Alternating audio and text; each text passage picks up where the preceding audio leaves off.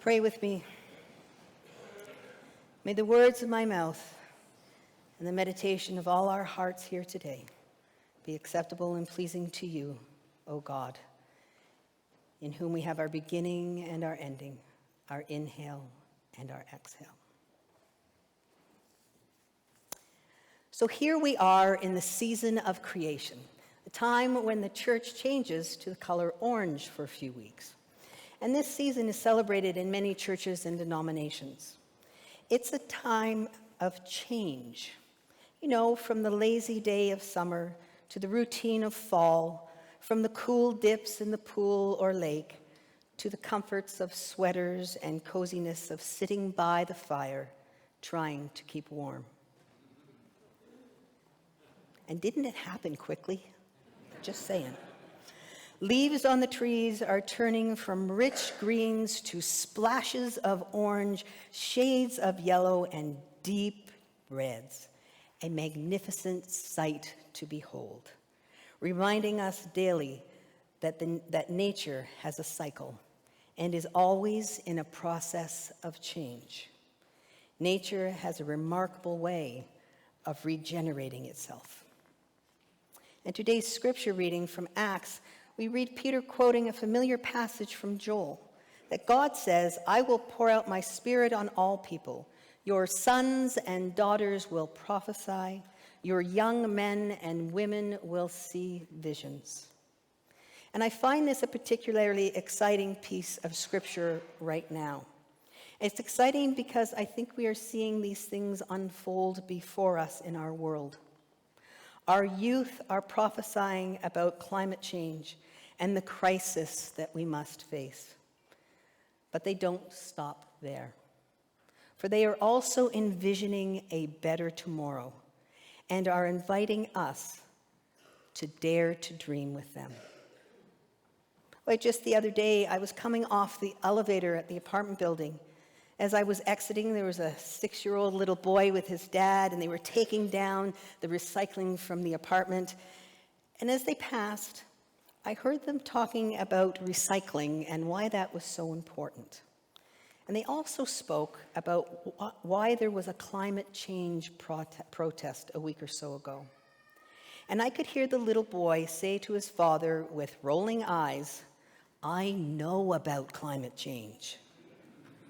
Almost like, duh, Dad. Doesn't everyone know about climate change?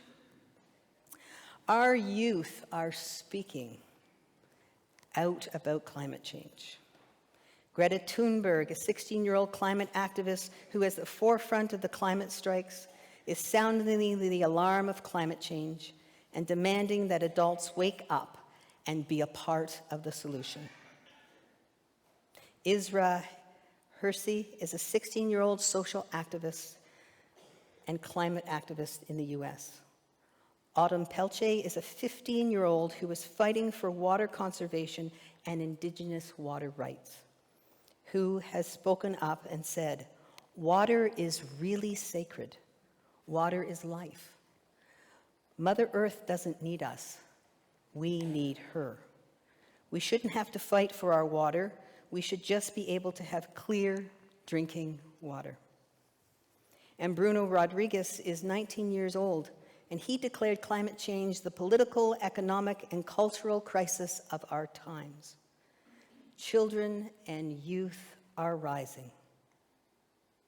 They see what kind of world they may inherit, and understand that if nothing is done,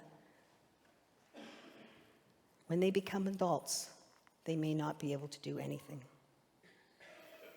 They have spoken to the United Nations, to presidents, to prime ministers, to leaders. They have led protests, marches, and are speaking to us, are speaking to you.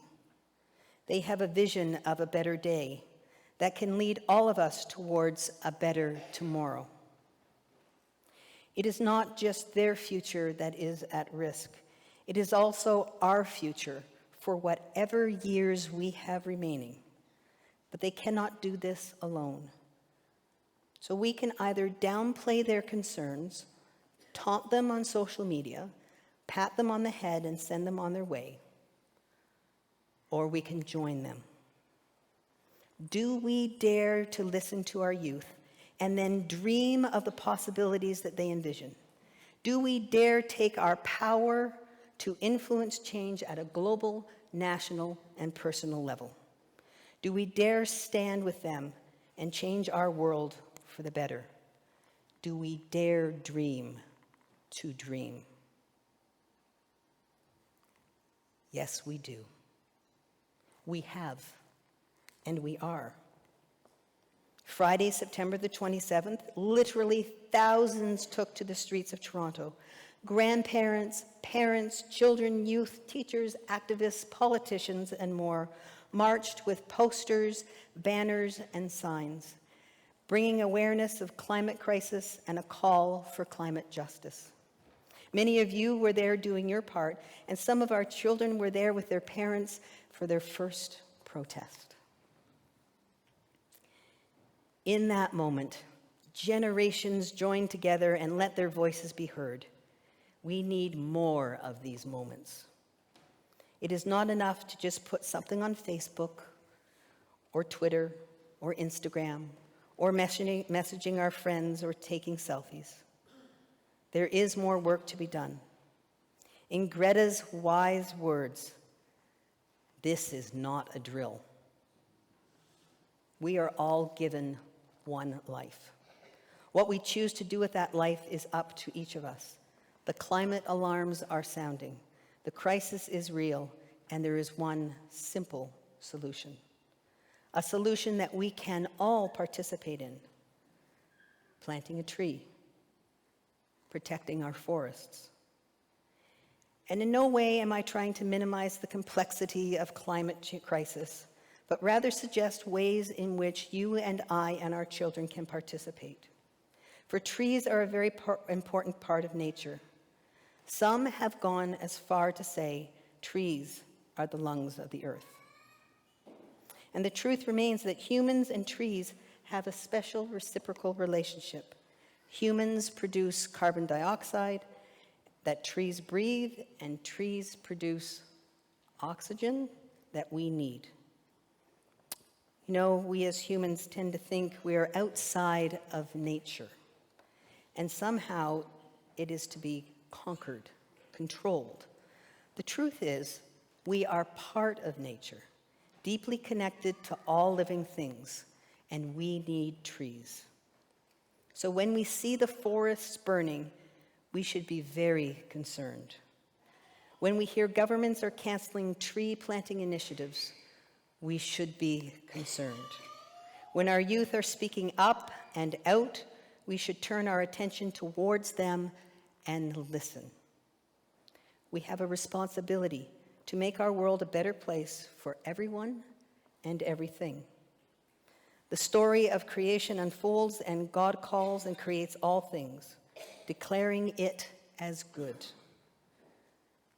The trees, deeply rooted in the earth, expand their branches out into the world as though they are giving thanks to the Creator. And in that creation story, God calls humans to care for the earth. For together we are co-creators with God and all creation, deeply connected to all things, deeply connected to God. For God is in all things. God is in the trees, in our leaders, in our youth, in each of us. Look around at the beauty of the earth, of the universe, the expansiveness of God's love for all. Can you allow yourself just a moment to let that sink in? To take a glimpse and know we are so deeply connected to one another, to the earth and to the universe? Trees also hold a spiritual significance. Trees in the Celtic tradition were thought of as holding spirits. The tree symbolizes the unity of all life. It also symbolizes immortality, because even as the tree grows old, it creates seeds that carry its essence, so it lives on through new saplings.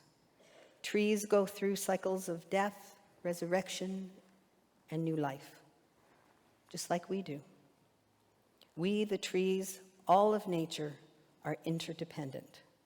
The tree may seem to stand alone, but its roots are deeply connected to the soil and the earth. They receive nourishment from Mother Earth.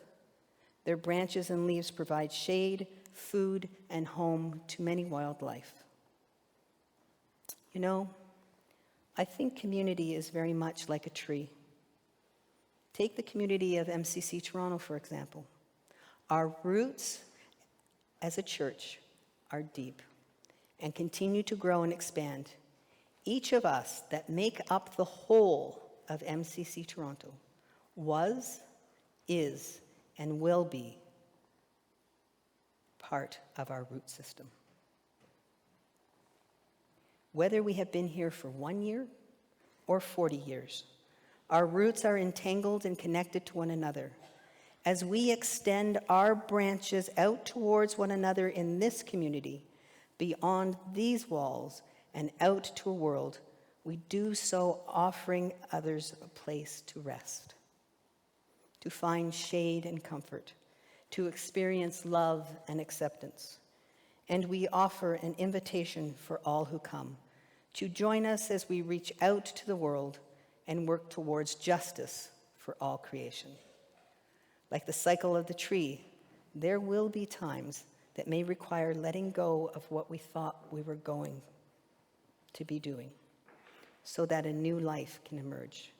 New paths can be traveled. The cycle of death, of resurrection, the emergence of new life is just a cycle that occurs out in nature.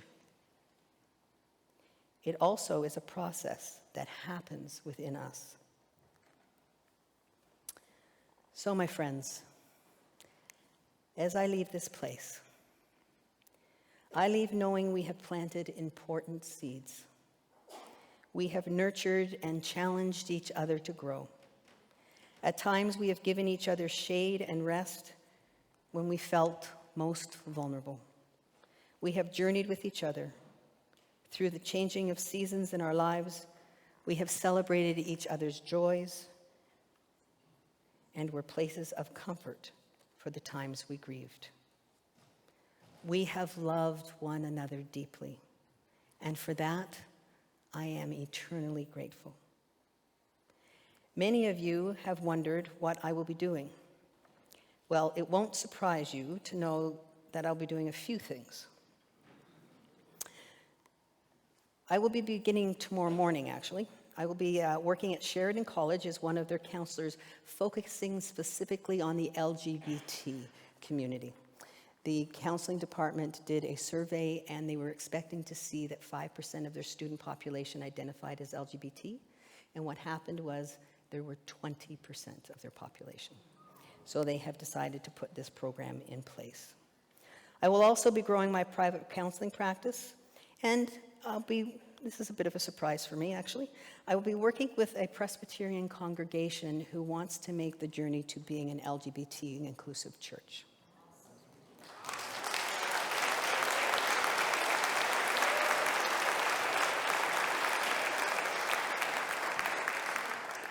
So, as you can see, this is not goodbye to ministry. I will still keep my clergy license with the UFMCC as I turn toward what I deeply believe God is calling me to do and be in the world at this moment in time. This does mean taking a step away from here. I will probably drop by now and again to say hi, but not for a while. As I begin to travel a new path in the world, I know I do not go alone. I carry each of you with me, for our roots are connected. I am forever changed. Thank you. Thank you.